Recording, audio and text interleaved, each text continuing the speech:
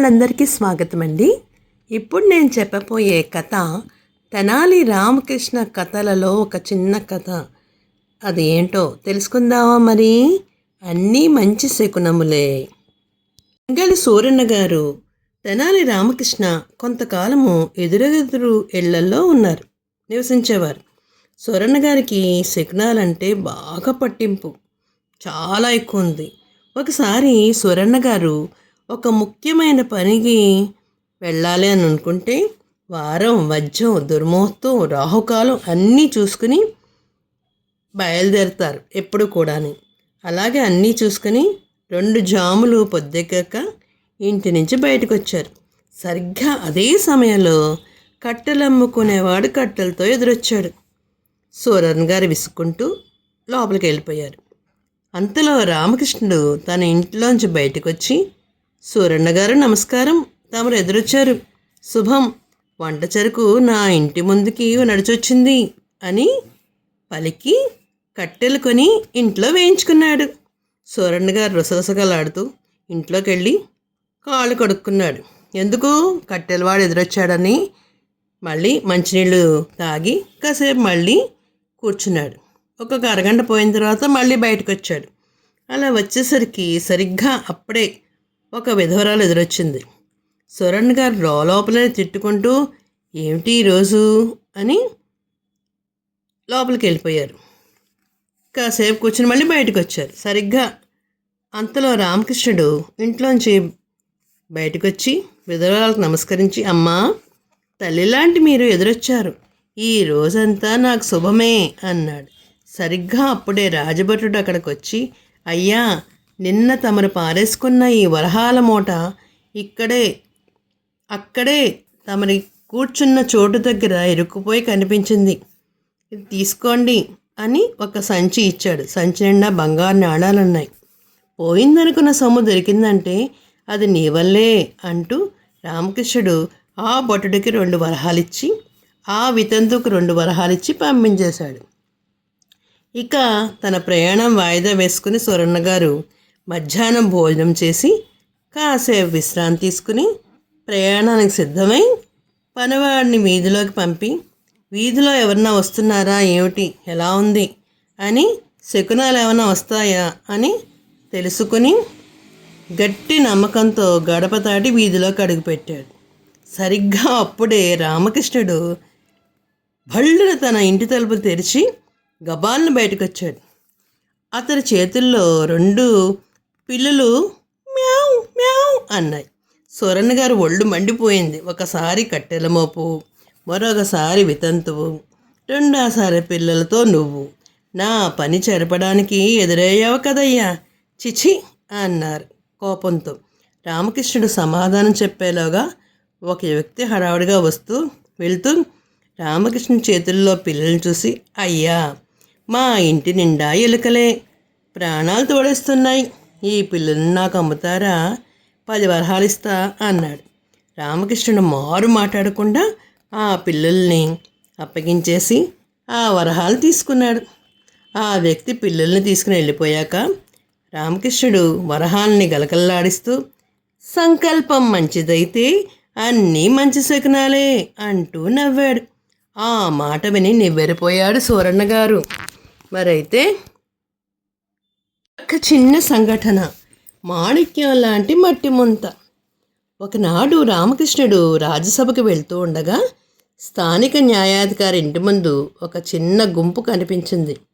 రామకృష్ణుని గుర్తించిన న్యాయాధికారి జరిగిన విషయం ఏంటని అభివాదం చేశాడు. ఆ గుంపులో ఒక వర్తకుడుని, ఏడుస్తున్న బేద బ్రాహ్మణ్ణి, అమాయకుడిలా కనిపిస్తున్న పాలేరుని చూసి, ఏమిటి విషయం, ఏం జరిగింది, ఇక్కడ ఏం జరుగుతుంది అని గట్టిగా ఆరా తీశాడు రామకృష్ణుడు. అక్కడ ఒక రత్నాల వ్యాపారి ఉన్నాడు. ఆ రత్నాల వ్యాపారి తన ఆరోపణని మరోసారి వివరిస్తూ, అయ్యా, ఈ ఆయవార బ్రాహ్మణుడు రోజు వచ్చి ధర్మం చేయమంటూ నా ప్రాణం తోడేస్తున్నాడు. బాగా వ్యాపారం జరిగే సమయంలో వచ్చి నన్ను విసిగించేస్తున్నాడు. నేను కసురుకుని తిట్టి పంపించేసేవాడిని. ఆ కోపం మనసులో పెట్టుకుని ఇవాళ నా దుకాణానికి వచ్చి చాలా ముందుగా వచ్చాడు. వ్యాపారంలో బోణీ కాకుండా పొద్దుటే దానం ధర్మం ఎలా చేస్తామండి? ఒళ్ళు మండి పొమ్మని చెప్పానంతే. ఇతగాడు నన్ను తిట్టుకుంటూ వెళ్ళాడో లేదో చూసుకుంటే అత్యంత విలువైన మాణిక్యం కనిపించలేదు. ఈ బ్రాహ్మణుడే దొంగ. ఇతడు అద్దాల పెట్టి మీదకు వంగి మరీ ఇందులో ఉన్న మాణిక్యాన్ని చూడడం ఈ పాలేరు గమనించాడు. బ్రాహ్మణుడు వచ్చినప్పుడు పెట్టెలో మాణిక్యం ఉంది. బ్రాహ్మణుడితో పాటు మాణిక్యం మాయమైపోయింది. ఎందుకంటే రుజువు ఇంకేమైనా కావాలా? ఈ బ్రాహ్మణ్ణి శిక్షించి నా మాణిక్యాన్ని నాకు ఇప్పించండి అని వేడుకున్నాడు. దానికి ఆ బ్రాహ్మణుడు ఏడుస్తూ, అయ్యా, ధనానికి దరిద్రుడినే కానీ నీతికి కాదు. అద్దాల పెట్టెలో ఉంచిన వెండి పంచపాత్ర, ఉద్ధరణి, హరివేణము కనిపిస్తున్నా వాటిని చూశానే కానీ అందులో మాణిక్యం ఉందో లేదో నాకు తెలీదు. నేను నిత్యం అనుష్ఠానం చేసే గాయత్రి మీద ప్రమాణం చేసి చెప్తున్నాను, నేను దొంగని కాదు, నాకు న్యాయం చేయండి అన్నాడు. రామకృష్ణుడు అమాయకంగా కనిపిస్తున్న సాక్షి వైపు చూస్తూ, ఏమోయ్, ఇతడు దొంగతనం చేస్తుండగా నువ్వు చూసావా అని అడిగాడు. సాక్షి తలపుతూ చూసా అంటే అద్దాల పెట్టె మీదకి వంగడము, పెట్టెలోని పెట్టి మీద అరచేత్తో తరవడం చూశానన్నాడు. రామకృష్ణుడు నవ్వి, ఓహో, అతడు మాణిక్యాన్ని దొంగలించినట్టు ఏమిటి రుసువు? అసలు నువ్వు ఎప్పుడైనా మాణిక్యాన్ని చూసావా అని అడిగాడు. సాక్షి తల ఊపి, చూశానండి, ఒక్కసారి కాదు, రోజు చూస్తూనే ఉన్నా. నా చిన్నప్పుడు గంజి తాగే మట్టి ముంతని పగలగొడితే మా అయ్య మండిపడి, ఓరి వెధవా, మాణిక్యం లాంటి మట్టి ముంత పగలగొడతావు కదరా అంటూ నన్ను వీరబాదుడు బాదాడండి అన్నాడు. న్యాయాధికారితో సహా అందరూ నవ్వారు. ఇంతలో గుమస్తా ఒకడు పరిగెత్తుకుంటూ వచ్చి, అయ్యా, మాణిక్యం కనిపించింది. మీరు రోజు చల్లటి మంచినీళ్ళు తాగే మట్టి కుండలో పడుంది అని అరిచాడు. మళ్ళీ అందరూ నవ్వారు. రామకృష్ణుడు వ్యాపారిని మందలించి ఈ బ్రాహ్మణుడికి కొంతము సొమ్ముని ఇప్పించాడు. మరొక చిన్న సంఘటన ఏమిటంటే, దానమా మజాకానా, తన తెలివితేటలు బుద్ధి చాతుర్యంతో ప్రతిసారి రాయల్ని మెప్పిస్తూ రామకృష్ణుడు ఎన్నో రకాలుగా ధనాన్ని కూడబెట్టేశాడు. రామకృష్ణుడు పెళ్ళికి కూడా బిచ్చం పెట్టడు, పరమలోభి అని అందరూ కూడా నమ్మేవారు, ఎవరికేం పెట్టడని. పిసురుగొట్టే రామకృష్ణుడికి లోభత్వాన్ని బయట పెట్టాలని, నలుగురిలో అతన్ని అవమానపరచాలని అనుకున్నారు. ఎవరు? తాతాజీ గారు. ఆయన పథకం ప్రకారము పని పాట లేకుండా 10 మంది మనుషుల్ని వెంటబెట్టుకుని రామకృష్ణుడి ఇంటికి వెళ్ళాడు అప్పలాచార్యుల వారు. ఆ సమయంలో ఇంటి ముందే ఒక యువకుడికి జ్ఞానబోధ చేస్తున్నాడు రామకృష్ణుడు. అడుక్కోడానికైనా అర్థం పర్థం ఉండాలి, నీకేమైనా కాలంకరా దుష్టులోపమా? వేదం చదువుకున్నావు, ఏ గుళ్ళో పూజారిగా చేసినా హాయిగా జీవితం గడిచిపోతుంది కదా. తీరిక సమయాల్లో 10 మందికి వేదం నేర్పిస్తే గుడి దక్షిణగా ఏడాదికి కావలసిన బట్టలు, పాదరక్షలు, పాలు, పెరుగు, కూరలు సమకూరుస్తారు. నీ కాళ్ళ మీద నువ్వు నిలబడి 10 మందికి సహాయం చెయ్యి అంటూ ఆ యువకుడికి సలహా చెప్పాడు రామకృష్ణుడు. అప్పన్న తనతో వచ్చిన పెద్దలపై పొదల్లో చూస్తూ, చూశారా, యాచకుడికి కూడా 1 రూపాయి పిదల్చకుండా ఎంత లోభత్వం చూపిస్తున్నాడో అని పలికాడు తగ్గు స్వరంతో.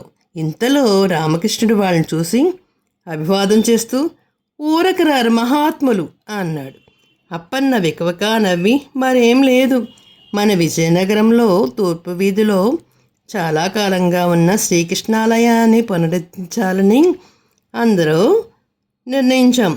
ఆలయం ముందు 7 అంతస్తుల రాజగోపాలను నిర్మిస్తాం. ఇదంతా ఖర్చుతో కూడుకున్న వ్యవహారం, అయితే దైవకార్యం, అందుకే విరాళాలు వసూలు చేస్తున్నాం. మన తాతాజీ వారు కూడా భారీగా ధన సహాయం చేస్తానని వాగ్దానం చేశారు.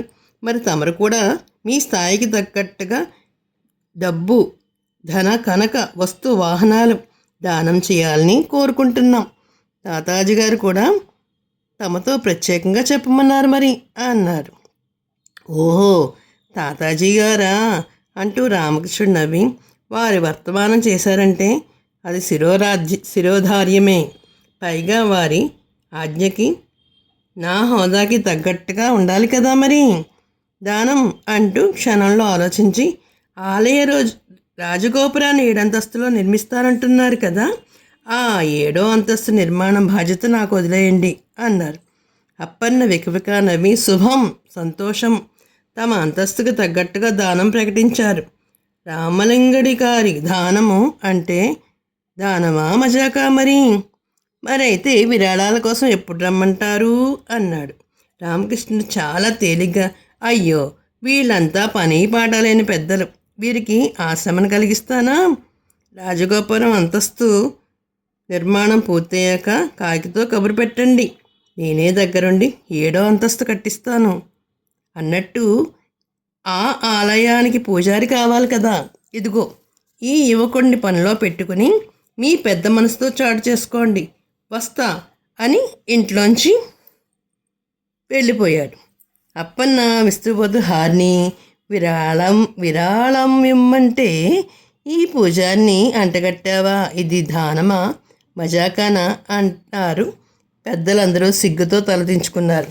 చూసారా మరి దాన ధర్మాల గురించి ఎలా వివరించారో మన రామకృష్ణ కవి గారు. అలాగే శకునాల గురించి కూడా బాగా వివరించారు. మళ్ళీ మట్టి ముంత గురించి కూడా. మనం శీతాకాలం వేసంకాలం వచ్చిందనుకో, మనకి మట్టి కుండలో నీళ్ళు చాలా శ్రేష్టం. ఇప్పుడే కాదు ఎప్పుడు కూడా, ఆరోగ్యానికి కూడా మంచిది. మరి అప్పటి కాలంలో ఉన్న రామకృష్ణ గారు ఎంత చక్కగా వివరించి చెప్పారో చూడండి. మరి అన్నీ కూడాను. తెలుగువారి దీపకాంతికి లైక్ చేసి, షేర్ చేసి, సబ్స్క్రైబ్ చేసి, కామెంట్ రూపంలో పెట్టండి.